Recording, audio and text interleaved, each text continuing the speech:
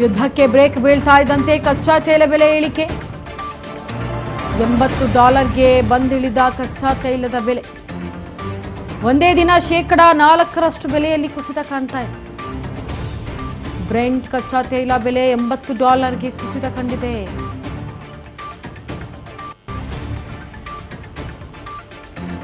ನೋಡಿ, ಮಧ್ಯಪ್ರಾಚ್ಯದಲ್ಲಿ ಯುದ್ಧ ಜೋರಾಗಿ ನಡೀತಾ ಇದ್ದಿದ್ರಿಂದ ಅದನ್ನು ನಿಲ್ಲಿಸೋದು ಹೇಗೆ, ಮುಂದೆ ಹೇಗೆ ಅಂತ ಯೋಚನೆ ಮಾಡ್ತಾ ಇದ್ದಂತಹ ಎಲ್ಲ ರಾಷ್ಟ್ರಗಳಲ್ಲೂ ಕೂಡ ಈಗ ಒಂದು ರೀತಿ ನಿಟ್ಟುಸಿರು ಬಿಡುವಂತೆ ಆಗಿದೆ. ಅದು ಸರಿ, ಆದರೆ ಯುದ್ಧಕ್ಕೆ ಬ್ರೇಕ್ ಬೀಳ್ತಾ ಇದ್ದಂತೆ ಕಚ್ಚಾ ತೈಲದ ಬೆಲೆ ಏರಿಕೆ ಏನಿತ್ತು ಅದು ಇಳಿಕೆ ಆಗಿದೆ.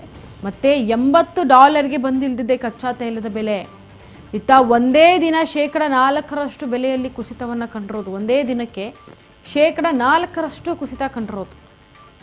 ಬ್ರೆಂಟ್ ಕಚ್ಚಾ ತೈಲ ಬೆಲೆ $80ಗೆ ಕುಸಿದಿದೆ. ಇತ್ತ ಕಚ್ಚಾ ತೈಲವನ್ನು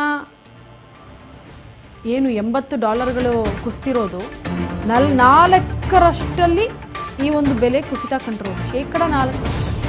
ಕಚ್ಚಾ ತೈಲ ಬೆಲೆಯಲ್ಲಿ ಭಾರಿ ಇಳಿಕೆ ಆಗಿದೆ. ಯುದ್ಧ ಅಂತ್ಯದ ಬೆನ್ನಲ್ಲೇ ಕಚ್ಚಾ ತೈಲ ದರದಲ್ಲಿ ಇಳಿಕೆ ಕಾಣ್ತಾ ಇರೋದು. ದೇಶದಲ್ಲಿ ಇಳಿಯುತ್ತಾ ಹಾಗಿದ್ರೆ ಪೆಟ್ರೋಲ್ ಡೀಸೆಲ್ ದರ? ಪ್ರತಿ ಬ್ಯಾರೆಲ್ ಕಚ್ಚಾ ತೈಲ ಬೆಲೆ $80ಗೆ ಇಳಿಕೆ ಆಗುತ್ತಾ ಹಾಗಿದ್ರೆ? ಅಂದರೆ ಇಳಿಕೆ ಆಗಿದೆ ಈಗ ಆಲ್ರೆಡಿ. ಆದರೆ ಮಧ್ಯಪ್ರಾಚ್ಯ ಯುದ್ಧ ಅಂತ್ಯ ಬೆನ್ನಲ್ಲೇ ಸಹಿಯನ್ನ ಮಾಡ್ತೀವಿ ಅಂತ ಹೇಳಿರೋ ಬೆನ್ನಲ್ಲೇ ಇಷ್ಟೆಲ್ಲ ಬೆಳವಣಿಗೆಗಳು ಆಗ್ತಾ ಇರೋದು. ಕಚ್ಚಾ ತೈಲ ಬೆಲೆಯಲ್ಲಿ ಭಾರಿ ಇಳಿಕೆ ಕಾಣ್ತಾ ಇದೆ ಈಗ ಸದ್ಯದ ಮಟ್ಟಕ್ಕೆ. ಯುದ್ಧ ಅಂತ್ಯದ ಬೆನ್ನಲ್ಲೇ ಕಚ್ಚಾ ತೈಲದ ಬೆಲೆ, ಅದರ ದರ ಇಳಿಕೆ ಆಗ್ತಾ ಇರೋದು. ದೇಶದಲ್ಲಿ ಹಾಗಿದ್ರೆ ಇಳಿಯುತ್ತಾ?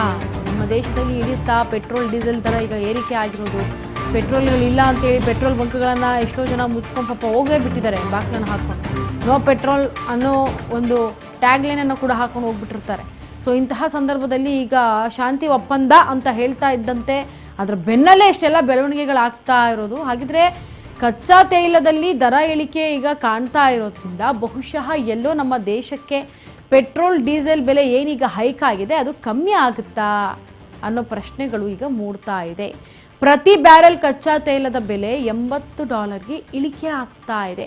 ಹಾಗಾಗಿ ನಮ್ಮ ದೇಶದಲ್ಲೂ ಕೂಡ ಪೆಟ್ರೋಲ್ ಡೀಸೆಲ್ ಬೆಲೆ ಕಮ್ಮಿ ಆಗುತ್ತಾ? ಈಗ ಆಲ್ರೆಡಿ ಏರಿಕೆ ಮೇಲೆ ಏರಿಕೆ, ದರ ಏರಿಕೆ ಮೇಲೆ ದರ ಏರಿಕೆಯನ್ನು ಹಾಕಿರೋದ್ರಿಂದ ಜನ ತತ್ತರಿಸಿ ಹೋಗ್ತಿದ್ರು. ಈಗ ಈ ಒಂದು ಶಾಂತಿ ಒಪ್ಪಂದದ ಬೆನ್ನಲ್ಲಿ ಇಷ್ಟೆಲ್ಲ ಬೆಳವಣಿಗೆ ಆಗ್ತಾ ಇರೋದ್ರಿಂದ ಏನಾದರೂ ಇಳಿಯುತ್ತಾ?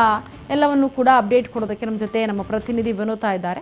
ಎಸ್ ವಿನುತಾ, ಯುದ್ಧ ಅಂತ್ಯದ ಬೆನ್ನಲ್ಲೇ ಈಗ ಪೆಟ್ರೋಲ್ ಡೀಸೆಲ್ ದರ ಏನಾದರೂ ಏರಿಕೆ ಆಗೋದು ಕಮ್ಮಿ ಆಗಿ ನಾರ್ಮಲ್ ಪರಿಸ್ಥಿತಿಗೆ ಬರುತ್ತಾ ಹಾಗಿದ್ರೆ? ಏನು ಕಳೆದ ಕೆಲವು ತಿಂಗಳಿಂದಲೂ ಕೂಡ ಜಾಗತಿಕ ಮಟ್ಟವನ್ನೇ ತಲ್ಲಣಗೊಳಿಸಿದಂತಹ ಒಂದು ಮಧ್ಯಪ್ರಾಚ್ಯದ ಯುದ್ಧ ಇದೀಗ ಕೊನೆಗೂ ಕೂಡ ಬ್ರೇಕ್ ಬಿದ್ದಿರುವಂತದ್ದು.